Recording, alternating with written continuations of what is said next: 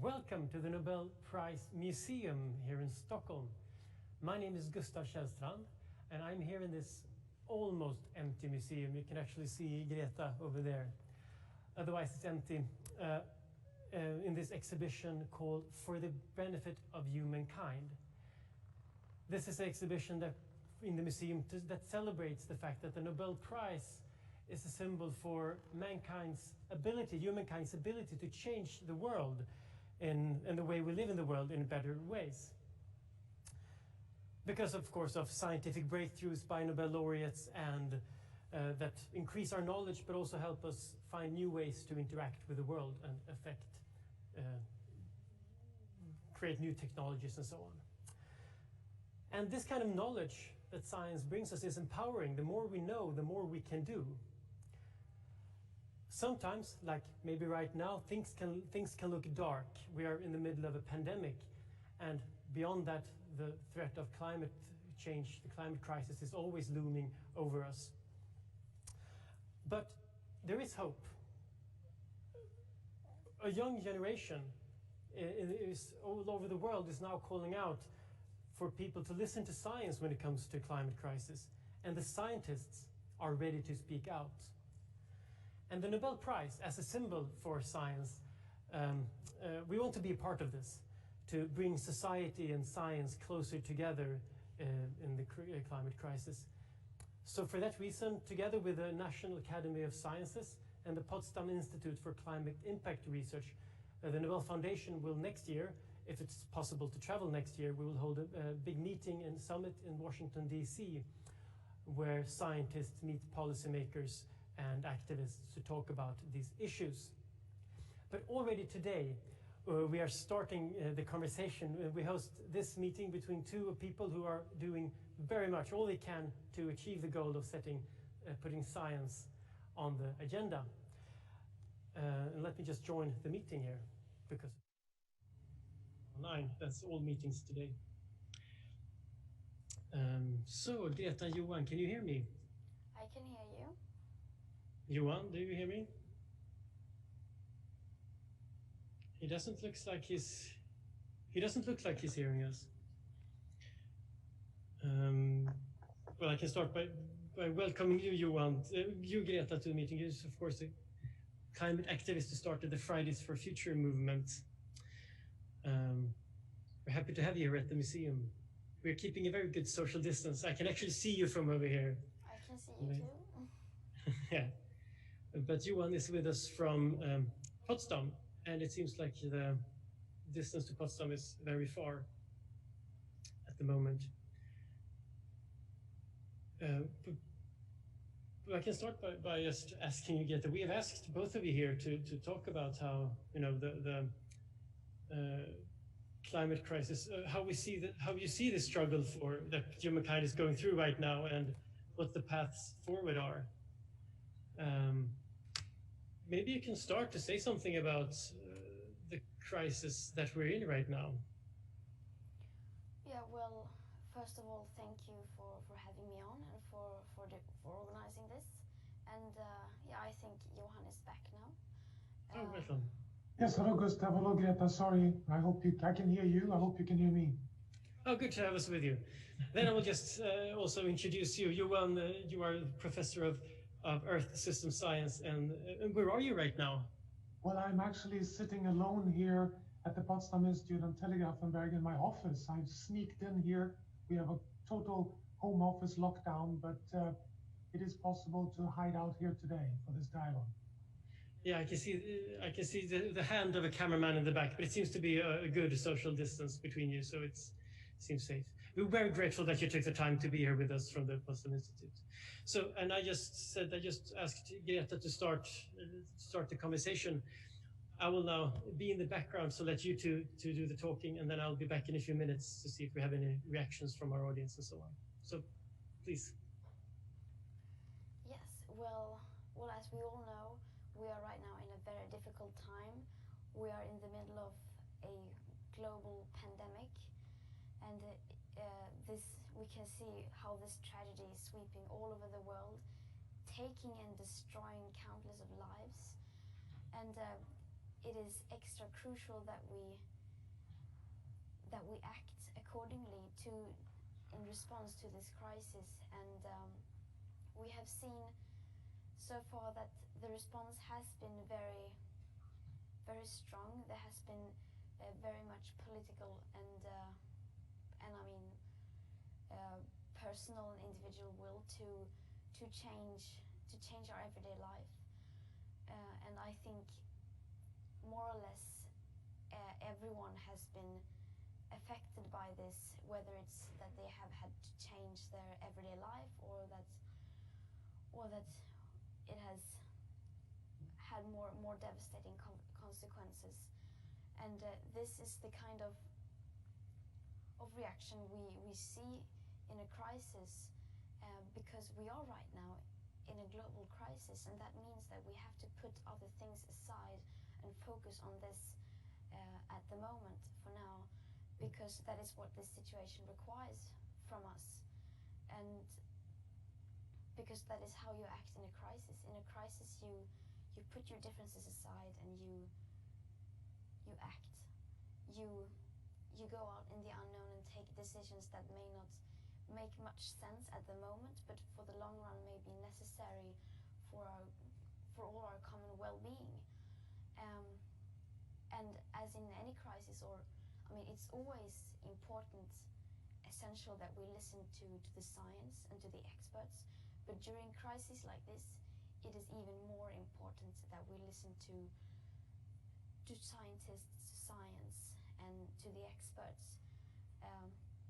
That goes for all crises, whether it's the corona crisis or whether it's the climate crisis, which of course is still ongoing and is not slowing down, even in times like these. So, and today is Earth Day, and that reminds us that the climate and environmental emergency is still ongoing, and we need to tackle both the corona pandemic, this crisis, at the same time as we tackle the climate and environmental emergency, because we need to be able to tackle two crises at once.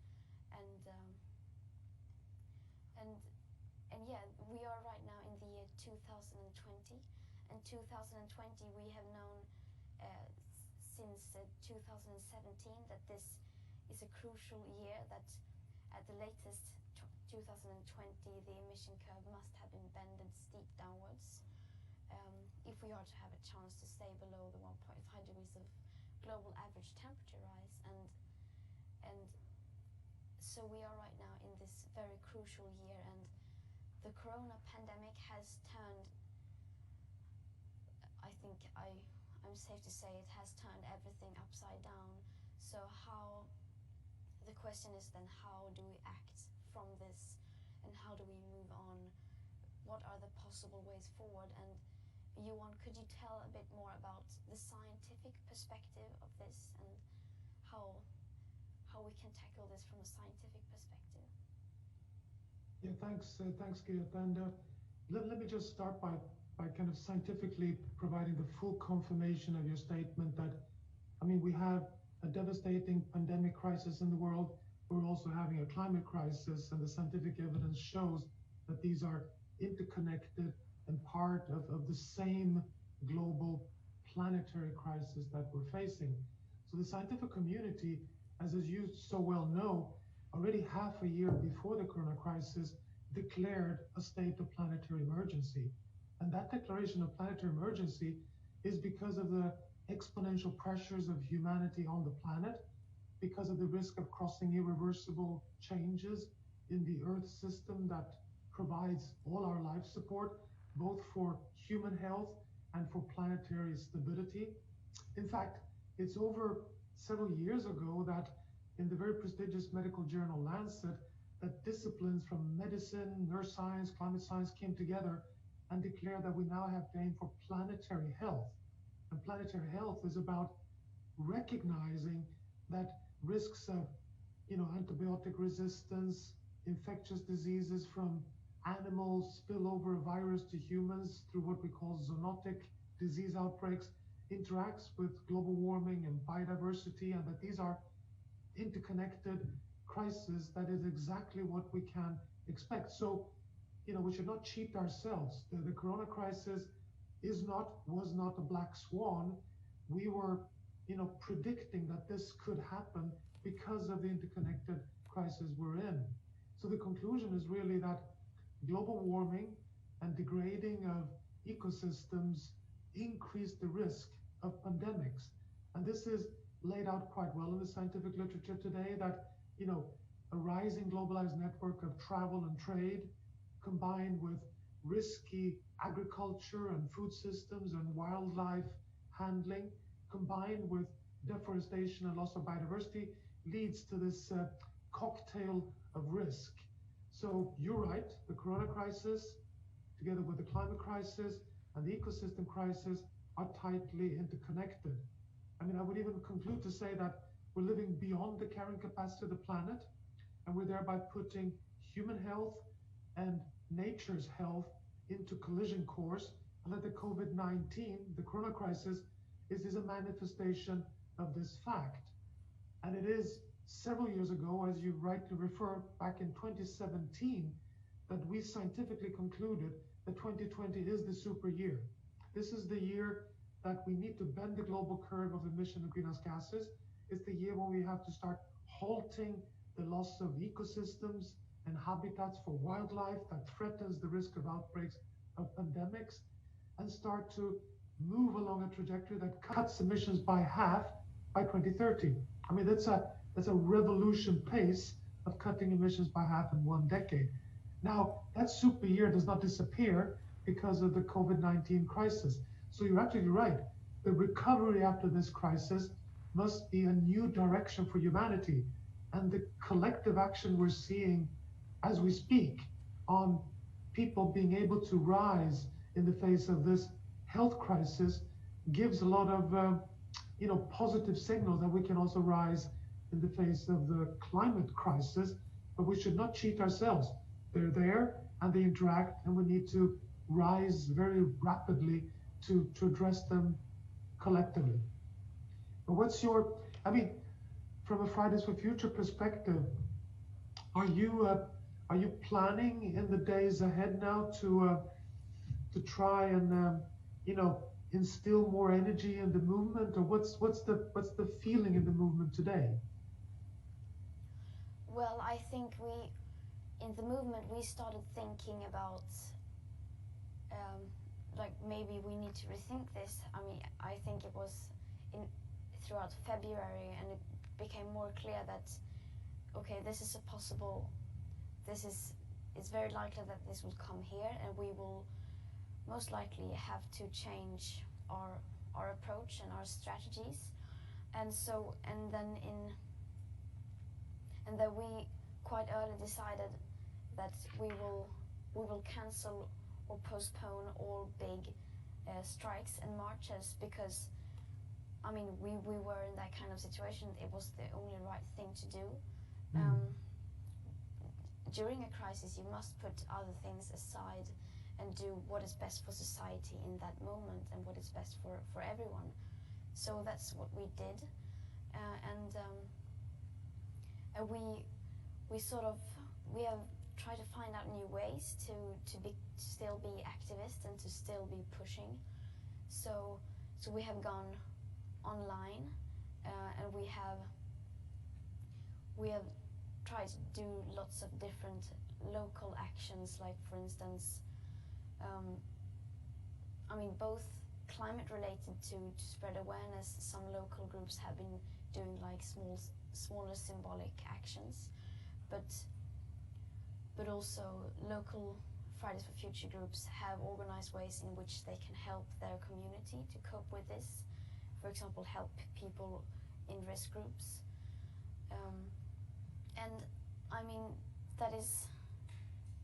And of course, some people feel like, how long is this going to go on? And there's this kind of big uncertainty, and people are not always comfortable with that kind of uncertainty, and people want to know what will happen and how are we gonna move forward. And it might be hard for many to accept that we don't know anything what's going to happen. We don't know how long this is going to go on because we can't predict that kinds of things. It feels like right now the world is totally different from how it was just a week ago. So we just have to adapt and see what happens and change our behavior and plan from there.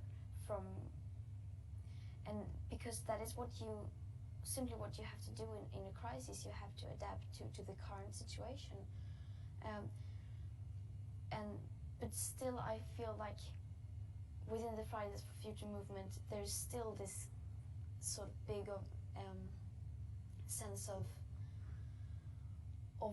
resistance, and people are thinking we will get out of this, and when we do, we will continue and we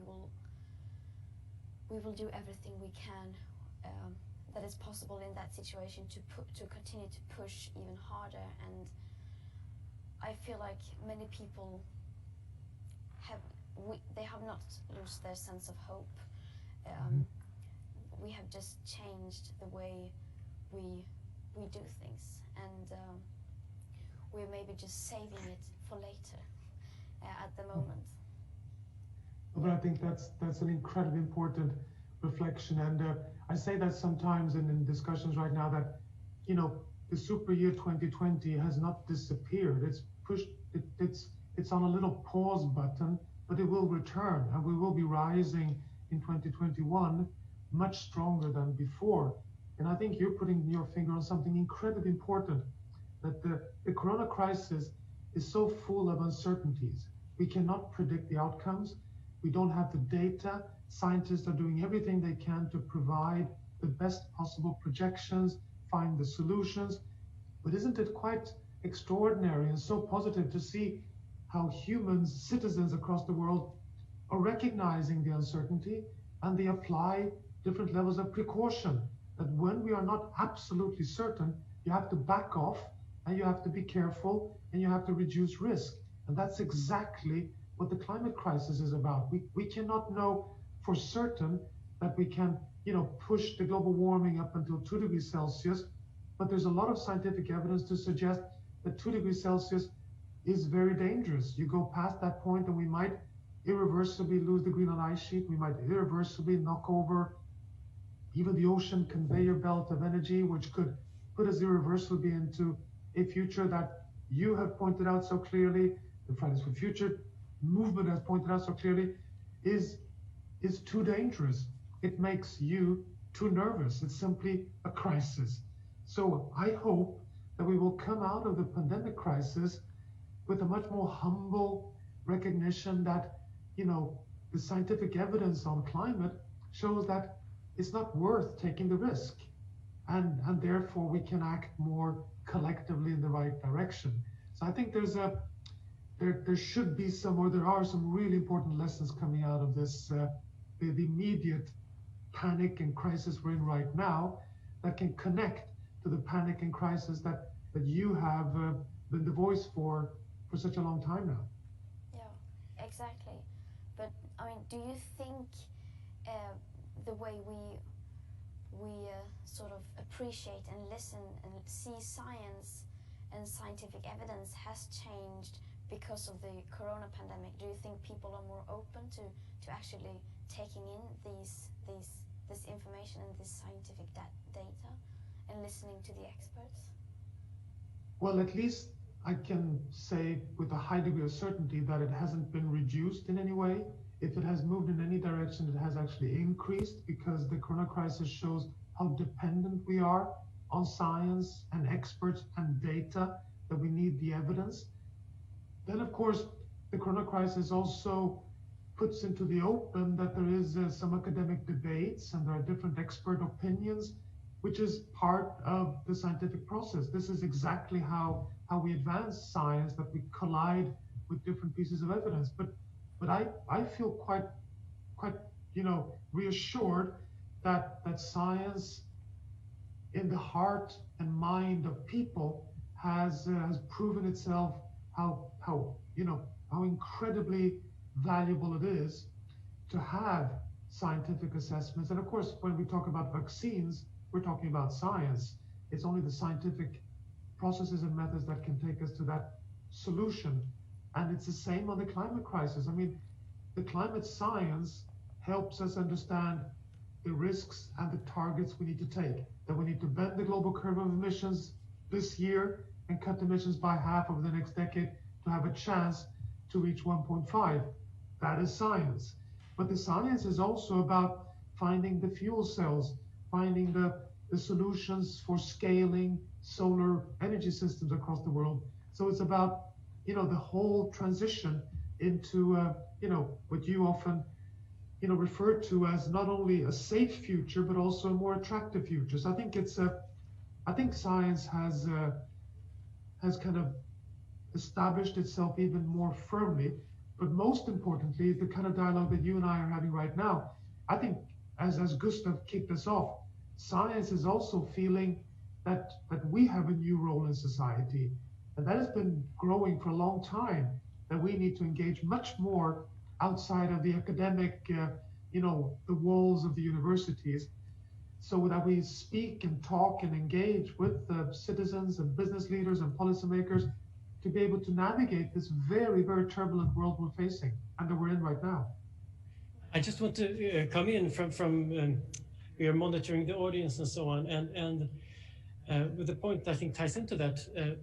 First of all, there are many people watching and we have really a global audience with people in India, South Africa, the US, Philippines, so virtually all over the world.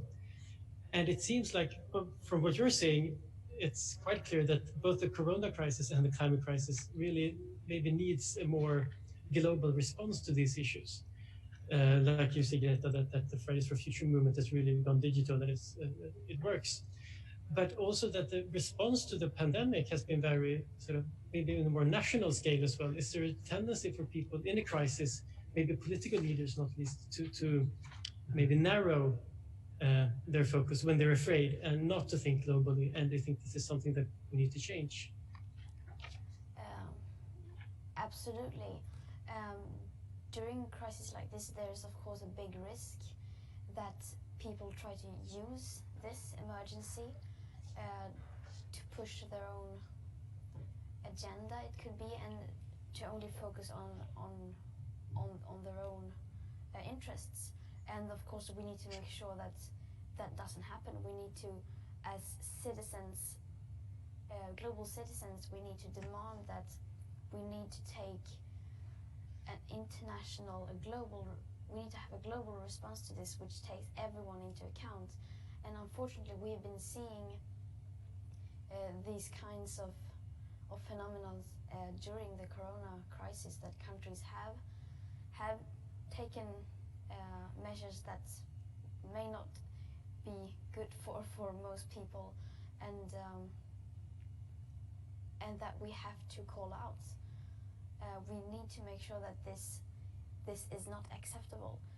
I think what the corona crisis shows clearly is that people are good. During a crisis we come together and we act collectively, and local communities have started to work together, and of course we can see that in many countries as well, but also that sometimes there is a lack of political leadership, and when that political leadership is absent, then we as citizens need to go in and take that responsibility and demand that our leaders actually take that responsibility. And we in at least my part of the world, we are very fortunate to be living in democracies, and I cannot stress enough how important it is that we are active democratic citizens, that we make sure that a crisis like this doesn't slide in the wrong direction, and that I think really the corona crisis really shows that people on a local level come together, and we show solidarity. We put our differences aside and we work together when we face a threat like this that is very direct and impacts us like this, we step up and together we face it. Let me, I mean, just to complement what you're saying here, Greta, because it's so important what you're sharing. And let me just also put a challenge to this solidarity rising that you so rightly identified. So there is, not only is the climate crisis and the corona crisis interacting in terms of having the same root cause, they also have another very, very close similarity, because as you're aware, as more than most, the climate crisis is a global crisis. It is shared across the whole planet, and it's even so serious that your and my welfare, or if you live in Lagos or if you live in Beijing, we depend on the stability of the temperate forest, the rainforests, functioning oceans, stable ice sheets, irrespective of where they are on the planet.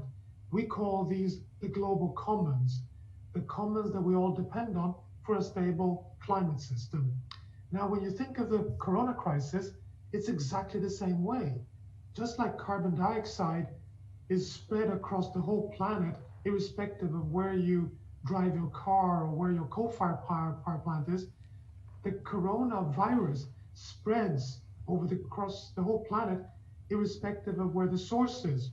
So just like you and I, or any citizen, depends on a stable Amazon rainforest, you and I depend on not having wildlife trafficking, wet markets that increase the risks of viral spillover from bats and rats and different primates, which is exactly the source of the kind of zoonotic virus disease outbreaks that we see are increasing in the world today. So we have no choice but to collectively act more as planetary stewards as well. So we cannot hide in our national politics or in our community.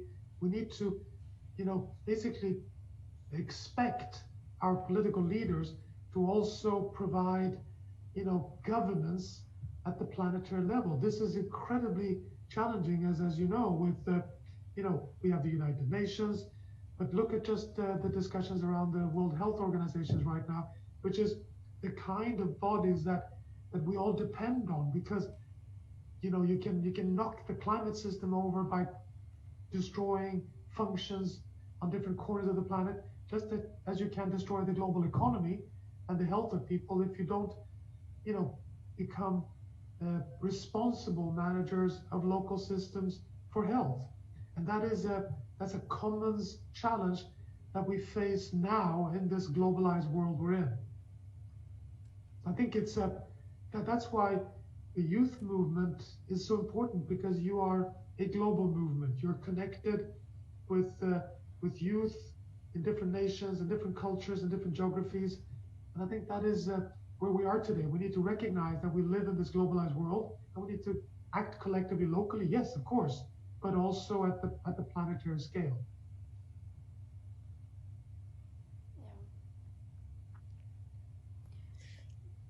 Yeah. So something that, Gustav. I just had one question more about maybe the difference between pandemics and climate change. Still, that in attitude, couldn't it be that a pandemic like this, people are able to accept short-term changes now because they believe that everything will then go back to normal, whereas climate change might be we have to find, as you're talking about, Johan, we have to find a new equilibrium or a new way to do this. What do you think about this sort of difference in climate, different in crisis responses? No, but I think Greta has already kind of reflected quite a bit on this, that the pandemic, of course, is an immediate short-term threat, a threat to your own health and life, to your families, to your closest friends and relatives. Of course, people rise to that crisis immediately, and that one should recognize that, and that is, of course, a human, very, very important way of acting in a moment of crisis.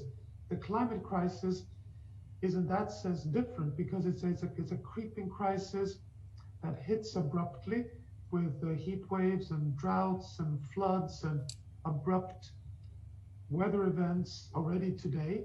But of course, the real disaster points, we cannot see evidence of the climate crisis knocking over the whole world economy over the next days or months or not even years. It would be something that is at risk for the coming generations.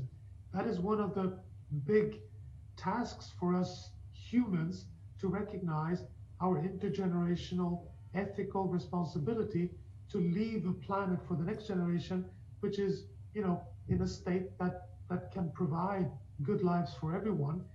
And I would rather, so there is a difference of course, but I would rather try to identify and recognize the similarities.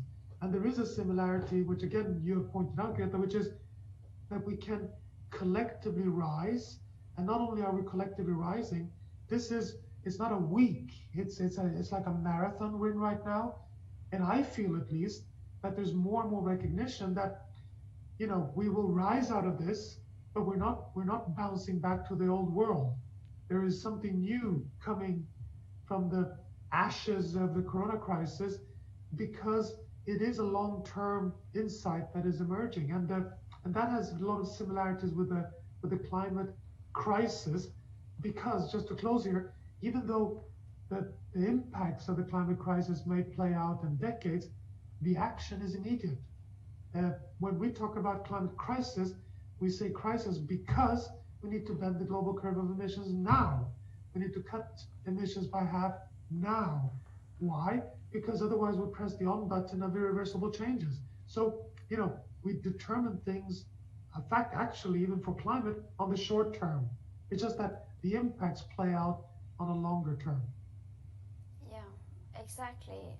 That is exactly how it is. And the climate crisis has never been treated as a crisis. It has not been communicated like a crisis, which is now. And why people are acting so much and changing their lives so much because of the corona is because this is an immediate threat, and that is how it has been communicated, and that is how it has been treated by media and world leaders, which is absolutely right. That is the way it has to be treated. But we also need to show that, as you said, that the climate crisis also impacts us. It is also an immediate threat. Even if it may not be as immediate as the corona, it will still impact ourselves, and especially other people in other parts of the world, and is already doing that now. We need to tackle this now, otherwise it will sneak up on us, and like you said, these irreversible changes will become irreversible. Yeah, let me just give you two examples of your point about immediate impact. So you may have, we follow with some deep concern the food crisis in Southern Africa right now. And that is because of many years of drought. Science shows that is drought amplified by the global warming that we're causing from fossil fuel burning. We have the locust invasion, which also is very awkward because it's never been at that scale. And that could be related to regional weather pattern changes related to ocean heat exchange, which then also is amplified by global warming. This has caused deep food shortage in countries like Zimbabwe and Zambia and Tanzania. And now this is colliding with the corona crisis. So what happens is that there's a lack of food, there's a lack of health services, there's a lot of poverty, and then comes the virus, which makes it literally impossible for people to defend themselves. Because of course, you get desperate in looking for food in a situation where you need harmony, stability, and good health for social distancing. So that's one example. And the other most prominent example is, of course, that the coronavirus is a lung infection, it's a viral pneumonia, which of course means that the worse state your lungs are in, the more at risk you are. Now, if we go to the big mega cities in many developing countries, like in New Delhi, or you go to Mumbai, or you go to Lagos, we know that air pollution caused by fossil fuel burning is not only prematurely killing people in thousands every year, even without the corona crisis. We cannot exclude that this will interact now with a higher risk and frequency of deaths due to the corona crisis, because people have, on average, a worse lung status because of the air pollution caused by our fossil fuel burning. So you have, again, these interactions that are very immediate. The climate crisis may be long-term, but the impacts are immediate. If we think about this climate crisis and the actions we take now, is of course to stop the crisis and to stop the most immediate problems or the worst problems. But I guess it's also about building a new, new equilibrium, finding a new, more sustainable society. What are your thoughts on that, Greta? Yes, I mean, we will have to start up the society again, our societies again, sometime very soon, and that is already being done in many parts of the world. So when we move out of this, when we open up the gates, or how you would put it, we need to decide which way we want to take, which path we want to take, and that we have to think long term and think about the consequences and the long-term impact of these different paths. Like, for example, if we want a green stimulus plan, if we want to use this as an, I don't know if opportunity is the right word, but you get my point. To use this as a situation to move in the right direction, and because we are, whether we like it or not, the world has changed, and it looks completely different now than how it did a few months ago, and it will probably not look the same again. Because the world has changed, and we are gonna have to choose a new way forward.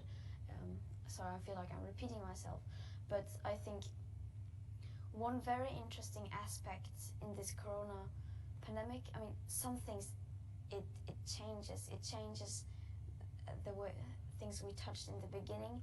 It changes the way that we realize that we are actually depending on science and scientific evidence, and we need to listen to the experts and to the scientific data.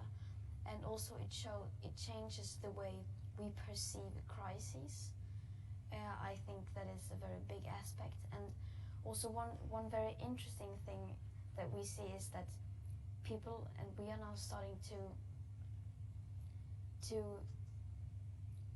see, to compare individual human lives against the economy. We are starting to say, like, to make priorities, and I think that is an attitude that will hopefully become more mainstream after this crisis, as that we are shown that that human lives actually are being lost right now, and we cannot put a price on a human life. I think you're so right, Greta, and I share with you fully that in the midst of this crisis, there are lessons to be learned that we can apply in a sustainable recovery after the crisis. And I must say that I'm actually positively surprised. I almost feel like there's a new wind blowing in the air, that in the midst of this health crisis, where we have to have all hands on deck to save lives and reduce health risks due to this pandemic, we still already now in society have a very open discussion from policymakers to business leaders and civil society and citizens in general that, the cause behind this is largely because our economy is not able to provide us with the safety nets that we need. Everyone is talking about resilience, and the global economy we have is perfectly calibrated for efficiency and optimization. It is when things are stable, it delivers very well, but it doesn't provide us with any safety nets. It doesn't have any reserves. It has no what we call redundancy. There's no flexibility, there's no diversity, and there's no ability to recognize the need to both protect nature or protect the climate in order to have good living conditions to reduce health risks.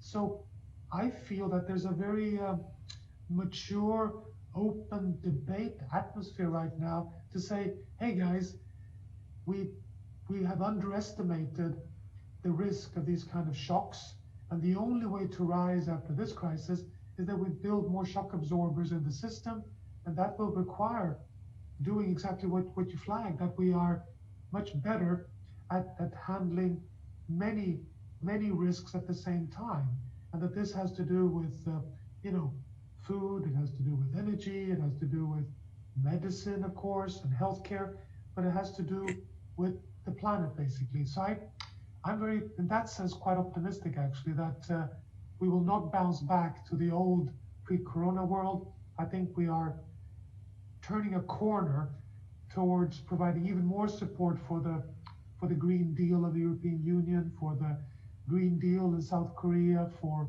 going beyond GDP in China, for a New Deal in India. I think there is hopefully something positive that could come out. It's like, as Winston Churchill said, never waste a good crisis, and this is definitely a crisis. But many people think that an argument you often hear, which I guess you don't agree with, is that one way to be resilient is to create more wealth, even if and creating more wealth is something that we do by using the planetary resources.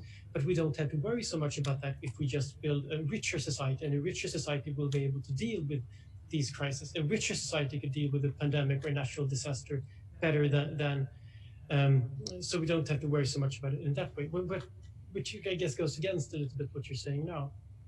Yeah. How do you think about that? Well, I mean, of course, there's a logic in that the more rich and advanced a society is, the more it will be able to cope with a crisis. But I mean, it's not that simple. I think if it's one thing that the corona pandemic shows, is that our society as it is now is not sustainable. In any way, I mean, no matter how you want to define the word sustainable, if one single virus can destroy economies in a matter of weeks, then that shows that we are not thinking long term, and we are not taking these risks into account, and that we are not resilient, that we are not sustainable. And I think that's not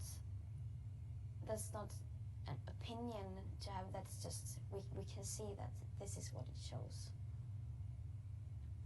No, and there's quite a lot of empirical scientific evidence to support your statement there, Greta, that this old Kuznets, as it's called, the Kuznets assumption that the wealthier you are, the better placed you are to deal with environmental problems, is not correct, because we show very clearly that the wealthier you are, the more negative impacts you have on the planet, be it climate change or biodiversity loss. And because we're not building resilience, it means that our wealthy economy as we have built it is not fit for purpose. Is not well designed to deal with when things go shaky. It's well designed when things are stable, and that is the problem, that our economy has been based on the assumption that we can exploit the planet for free, because the assumption is that the planet is infinite, that there's an infinite climate out there, infinite ocean, infinite soils and forests and natural resources. But now we're hitting the ceiling and we realize, oh my God, we filled up the whole system and it's starting to hit back. It's starting to send invoices back to the economy. That's why our old economic paradigm no longer works. I'm not against economic development, not even economic growth, but it has to now become zero carbon and circular within a safe operating space on Earth. So that's one point on this. But Gustav, you should be aware, which is, I find it quite extraordinary. So politically, for example, right as we speak, there are political leaders that say, look here, we cannot risk even further damage to the economy by keeping up climate action, for example, and costly policies for climate action. We better put a pause button on this and just return to the economy as quick as possible.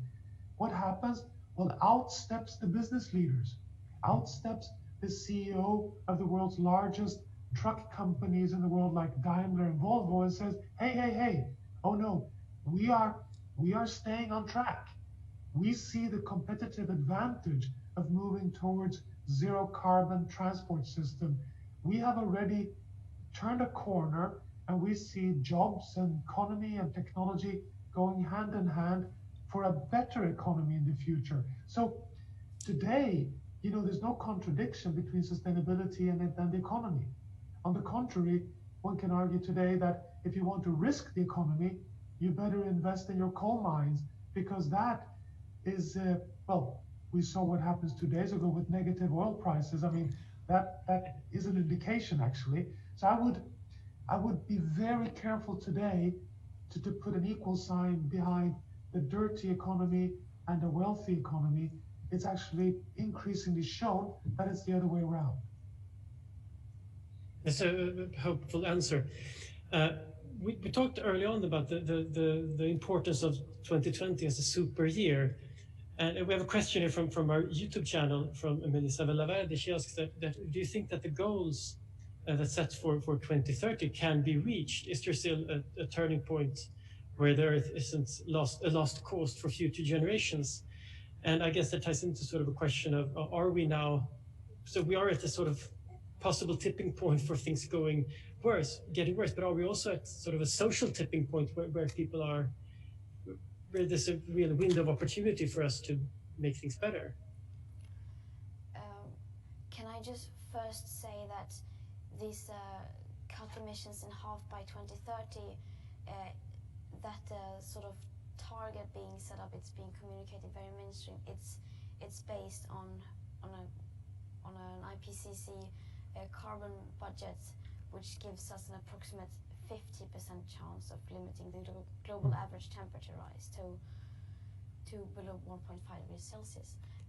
And that, of course, at least I think that is not enough, since these budgets don't include essential aspects like many feedback loops and nonlinear tipping points, and also these figures are global and doesn't include the aspect of equity, and also, I mean, things like this.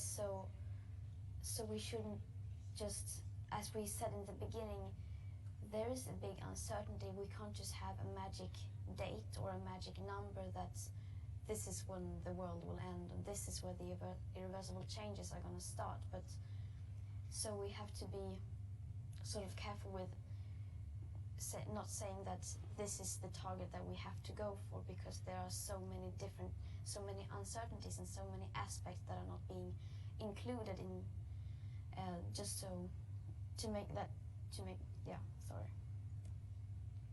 No, as always, Greta, every time I have the privilege to interact with you, I get so impressed by your ability to act not only as the activist you are, but also as a very well-read scholar, knowing your numbers so well. And you're absolutely right.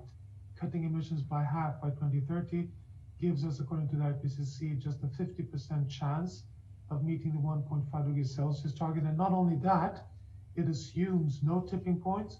And not only that, it assumed that we were able to avoid increases in all the other gases, in nitrous oxide, in methane, aerosols, and it even assumes that we will be able to keep roughly as today the carbon sinks in soils and forests.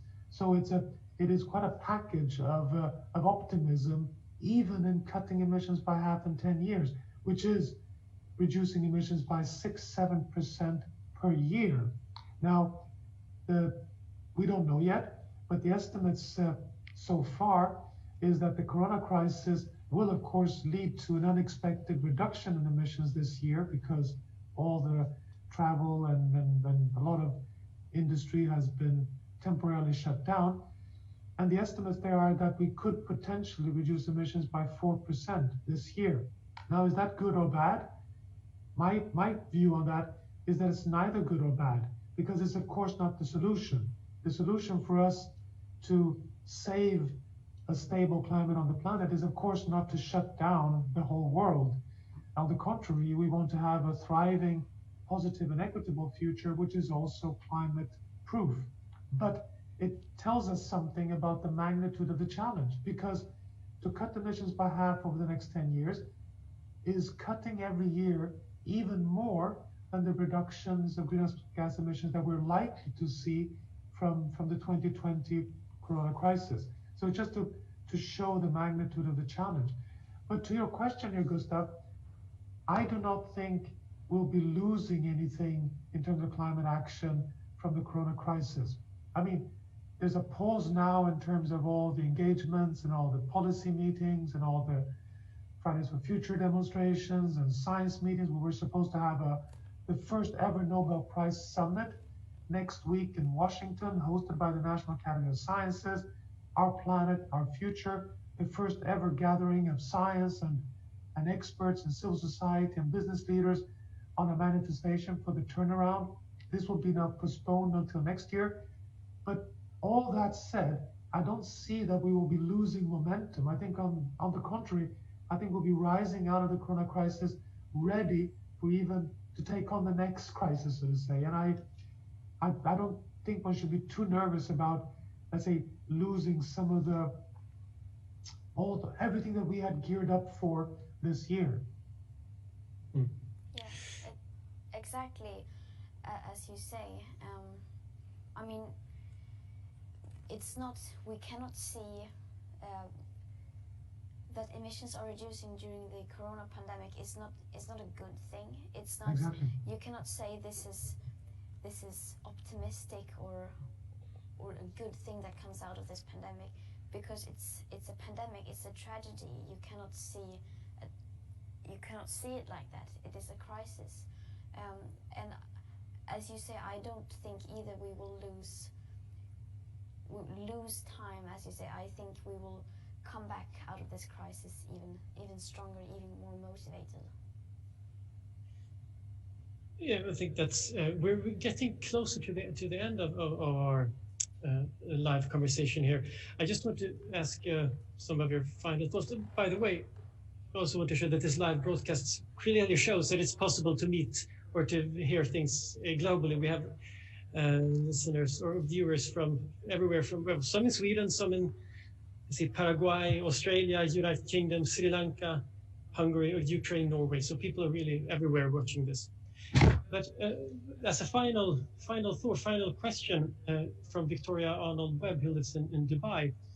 She asks, I guess that's a very good final question. What's the best thing you would like to see individuals do for Earth and climate change? What do you think that individuals can do? Greta, what do you think? Should I start? Yeah, sure. I think the number one thing, I mean, there are so many things that you can do, and as you have said earlier, that you should not underestimate the power of one individual, and it's hard to choose, like, because there are so infinite things that we can do as individuals. But if I were to just choose a few, then I would first say to inform yourself. try to understand the crisis, because the more you understand, the more educated you are about the subject, the more, yeah, I mean, the more you will be able to take action and in the right way. So that is a very important thing, and also to talk to others about it, to share the information, to spread the word, and create public opinion. Use your platforms, or talk to your friends or whoever it might be, and then also third, maybe most important, use your voice and become an activist. Go out on the streets, not now, but when the lockdown is over. We can still be activists online. We can still push governments and people in power, business people, policymakers. We can still push them from home, and we have to use our voice, because if we don't use our voice, then someone else will take that opportunity, and maybe we have to use our voice simply. And of course there are many things you can do in your everyday life to reduce your carbon footprint, and that is also a very good thing you can do. But I think what we need right now is collective awareness, to spread awareness about.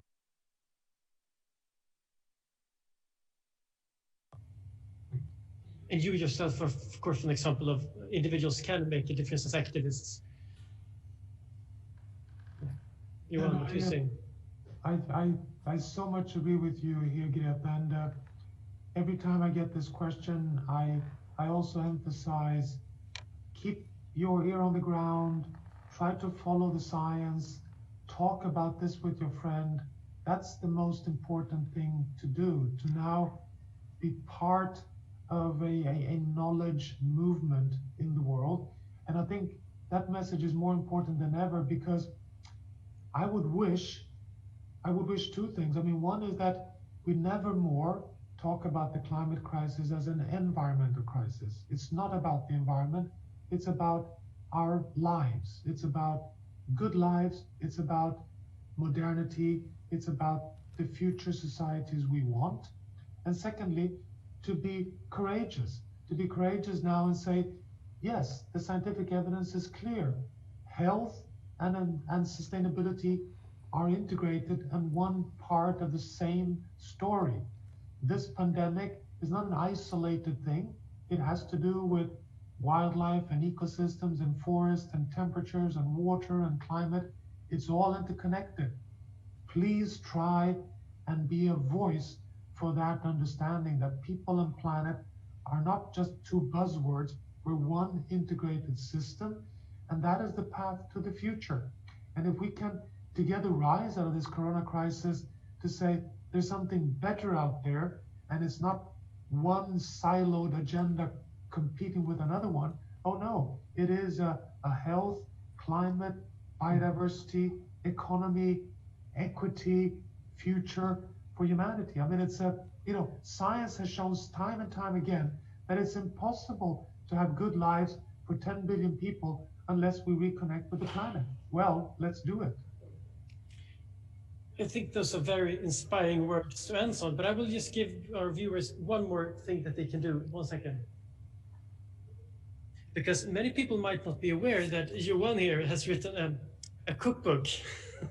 So especially now that you're at home, you can, you need to stay at home, you need to cook from home. So please use Johan's cookbook. You can have recipes that are environmentally friendly. And if you're at home reading, you can of course also read Greta's book that's called No One Is Too Small to Make a Difference.